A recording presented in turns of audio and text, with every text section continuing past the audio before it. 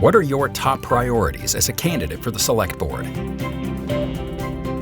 Our school committee has quite a few things moving forward into the next year that we must make priorities. The first, though, is vocational education for our students.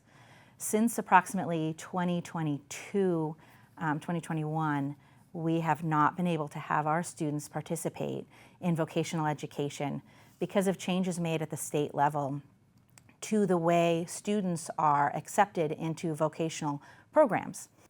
Our situation right now is that students have no access. They can apply, but there are no open seats for them. So priority number one is continuing to work with Mr. Tom Hickey, who is the superintendent at the South Shore Vocational Technical High School in Hanover, to develop a plan to get our students access. I have been attending meetings for quite a while now, and one of the things that I've really found important is that the school committee member must be able to explain to the citizen what the benefits as well as the costs will be of this type of program. When I'm talking to citizens, they're concerned about cost, but they also really want their students to have the opportunity. I've reviewed the contract that was agreed to, or I should say the agreement made with Marshfield High School to accept their students into the VocTech at South Shore, and it's a great program. It's got some great opportunities for us, and the financial outlay is very reasonable. It's very important that our school committee not only move this forward to the town warrant so that our citizens can vote on it, but also that they are capable of educating our citizens so that the citizens can then make a wise decision about their funding. We're going to need to have a debt exclusion to cover the building costs for the new building that they're planning at South Shore VocTech. We're also going to have a Proposition 2.5 override to cover the costs of sending our students there. Fortunately, the agreement as it was written with Marshfield is it's great in that it's flexible, meaning if we have a year that we don't use all of our seats, those seats can be turned back to the other member towns and used for their overflow. And the opposite is also true. If there's a town that's not using their seats, they can be pushed forward and a proportion of those will be given so that we can have additional students have access. The other nice thing is that they've made the agreement based on a 3-year rolling average attendance so that our price will fluctuate based on the percentage of students that we have attending the school at that time. So priority number one is getting out there and educating our citizens so that they can make a wise decision about whether we want to join the vocational school in Hanover, and also approving the funding to go ahead and do that so that people know how that's going to affect the bottom line of their taxes. Beyond that, I think it's also really important that we maintain our budget. And there have been a lot of talks about other towns needing 2.5 overrides in years recent past. Fortunately, our school committee has been able to avoid that situation. They have been very wise, I think, in their use of reductions in staffing based on reductions in student attendance. And they've used more of an excisional approach, taking out just the thing that we don't need and being careful about not taking out things too willy-nilly. I like to think of it as excisional versus hatchet, but maybe that's the surgeon in me. We need targeted spending. One thing that's on the table right now is starting a substantially separate special education program that has the opportunity to bring in more income from student enrollment from other towns. And I think that may be a very wise way for our school to invest in a future that would also be financially beneficial, not only to our own students, but to students in the surrounding towns. And lastly, I think it's really important that we develop, and I should say continue to develop, a plan for appropriate maintenance of upkeep of the buildings that we have. Many people are aware that we've had mold issues throughout some of the buildings. And fortunately, our our superintendent, as well as the members of our school committee, have been able to do repairs and remediation to correct that. But the underlying problem has not been corrected.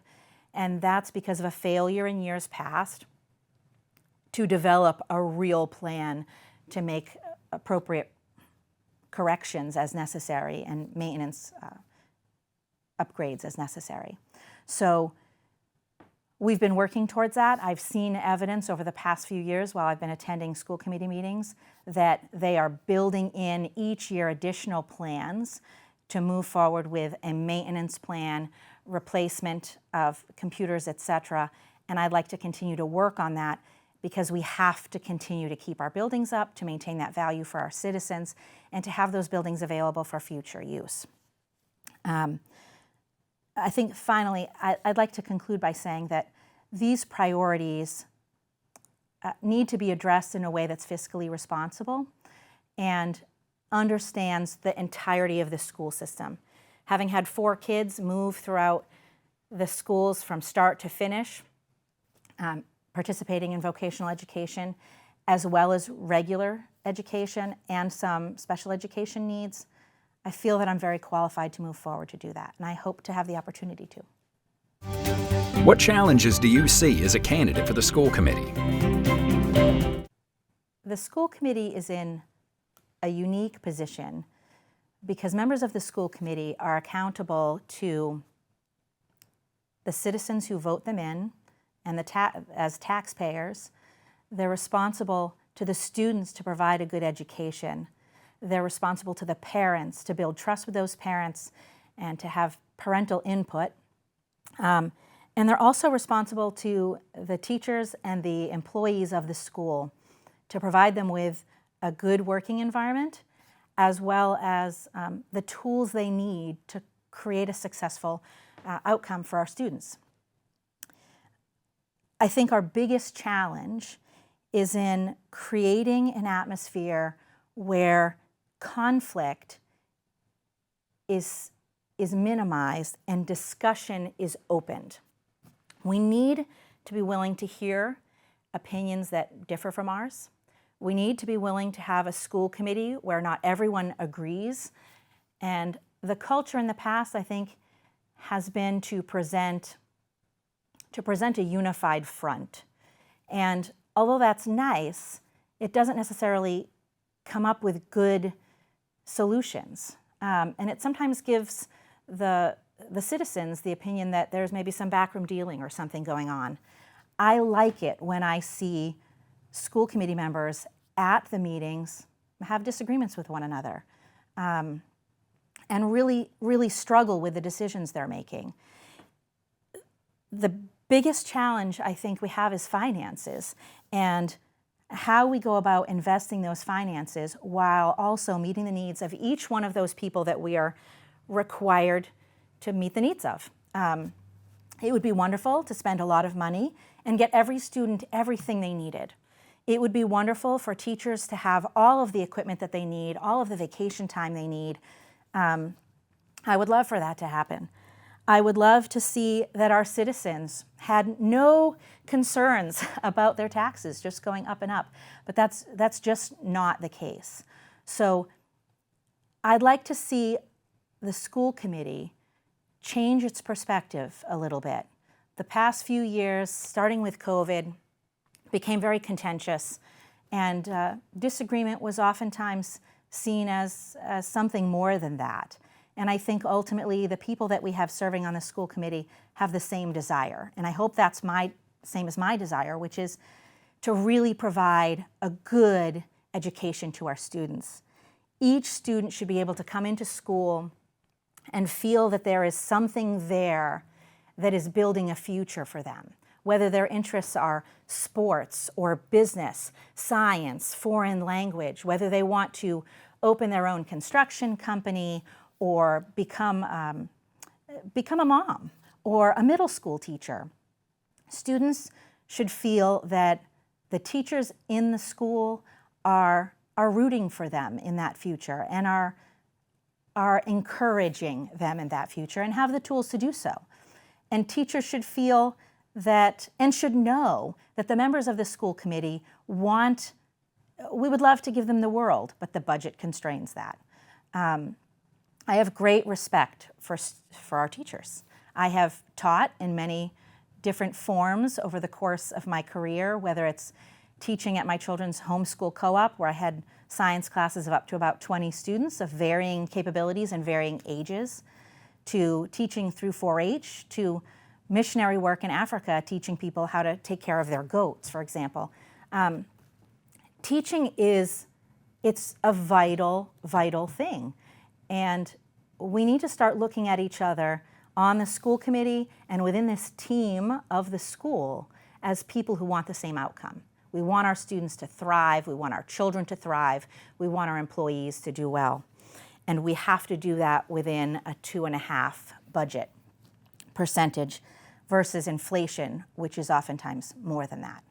So I would like to just thank our school committee.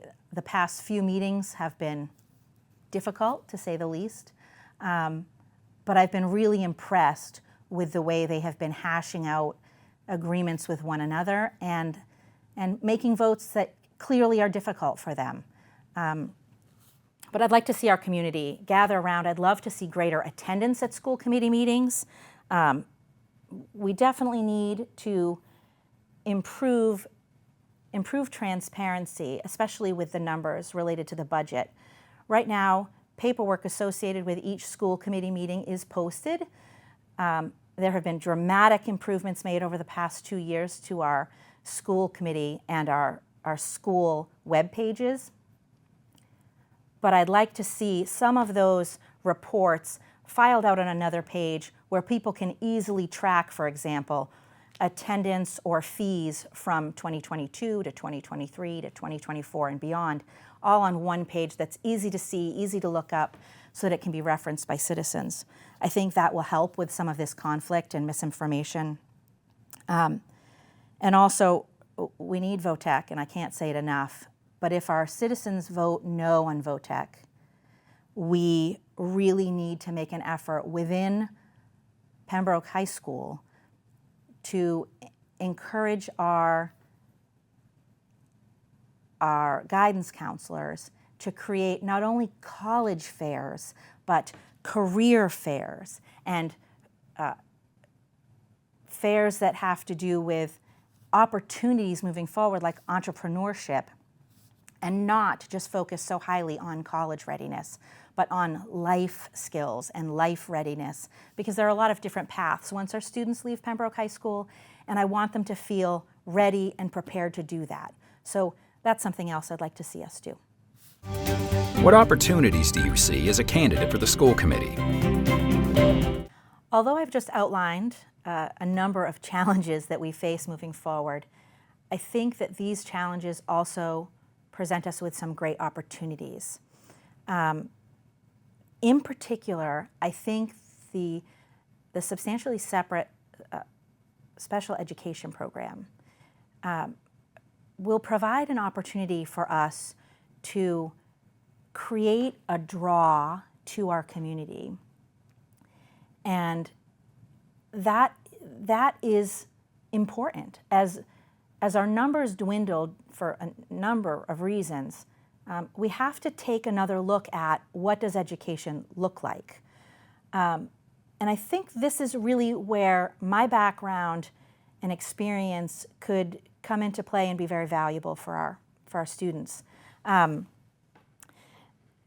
VOTEC, if we approve the VOTEC, we will lose students from our Pembroke High School.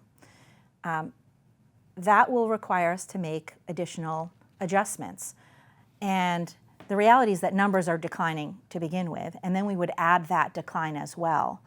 So finding creative uses for our buildings, being able to adjust our scheduling, although it may seem difficult, the ability to more readily share staff, for example, between the high school and the middle school because of a shared schedule or closer approximation of those students. Right now the middle school is just down the street, but at some point we may have to consider shifting which students we have in which buildings.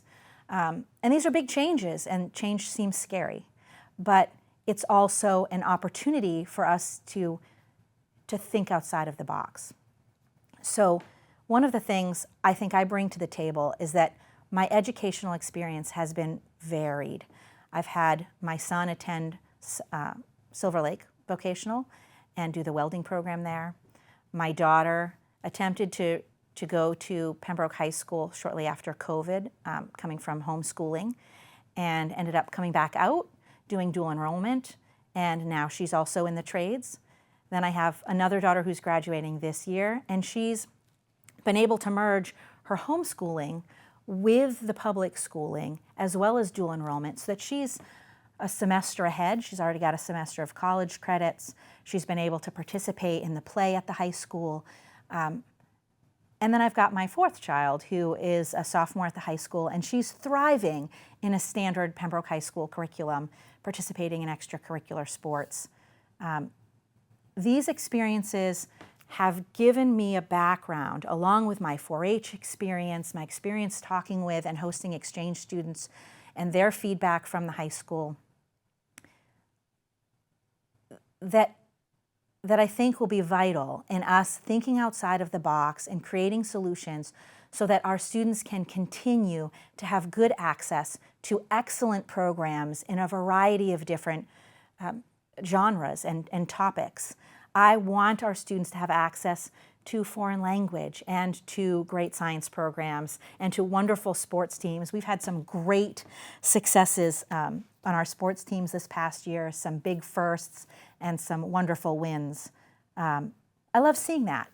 And I think our town has some great opportunities to continue that work, to shift how that's done and become a little bit more efficient in some ways, but also to partner with members of the community through the Pathways program and changes there, and in ways that the vocational students will be able to give back to our community.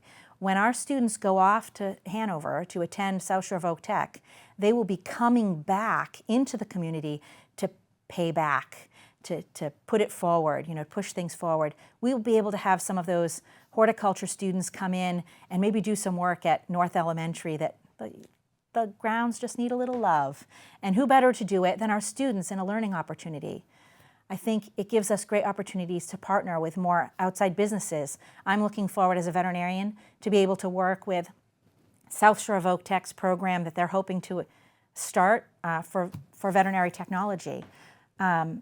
These kinds of partnerships, I think, are really, really vital, and we have great opportunity in the change that we have coming forward to make our education really go from the great education that it is into something that other towns around us will emulate and draw people to our town, purchase our property, live in our town, become part of our community, and I am really excited to be able to be a part of that.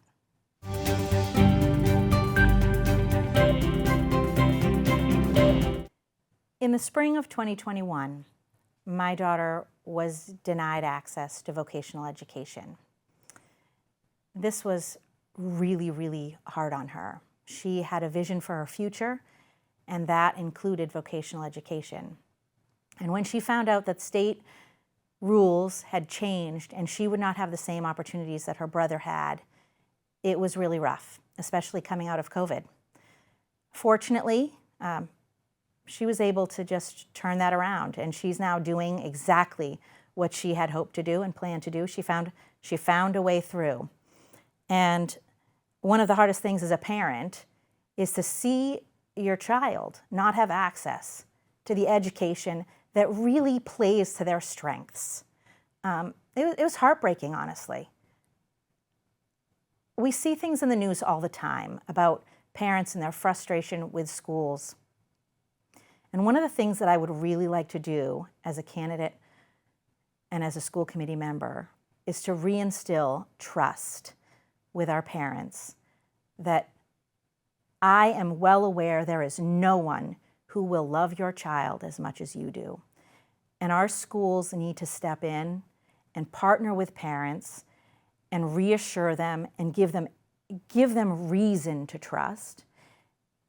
and to feel safe and to know that their children are safe in our schools. I am prepared to be that person. I am excited to be that person. I want to be available to our constituents and the citizens of our town and the students of our town. I'm happy to talk with any parent about any concern at any time. I am thrilled that our children are each so unique and different in their personalities and their talents. And it's just amazing for me to watch them. Last night I attended a meeting regarding a building project in Pembroke. And one of the students who spoke, it's very near and dear to him because it affects the household he grew up in. And to see him speak so well is a testimony to the type of students we have in Pembroke. And I want every student who walks through the doors of our school to feel cherished and adored for the exact person that they are. So as you consider, who do I vote for? How do I choose which candidate I want to give my vote on May 17th or May 1st to the 15th at the town hall or by mail? I want you to seriously consider what the school committee job is about. It's about making sure that students have access to excellent education. It's about making sure that we are accountable to our citizens who pay for this. It's about building a community that people want to live in and want to move to. Many of you know me. I've been in your homes to take care of your pets, and I have enjoyed meeting just about every single one of you, and that's the honest truth. I love what I do, and I love being able to help, and I'm thrilled to have this opportunity if you'll give it to me. So if you would consider giving me your vote, again, Election Day is May 17th at the Community Center for all precincts. Voting goes up until 5 p.m. It's an early close, so make sure you get there. But if that's going to be a difficult day for you, get in and vote from May 1st through to the 15th at the town hall during their regular business hours or by mail. But don't think that your vote doesn't count. It does. Every voice should be heard. Get out there and vote. And also reach out to me. I have contact information available on my Facebook page. My Facebook page is open. Just log on and look it up. You can see. You don't even have to be a Facebook member, I don't think. You're welcome to give me a call. You're welcome to reach out by email. I'd love to talk with you. I'd love to see how I can help. Please consider giving me your vote. Thank you so much.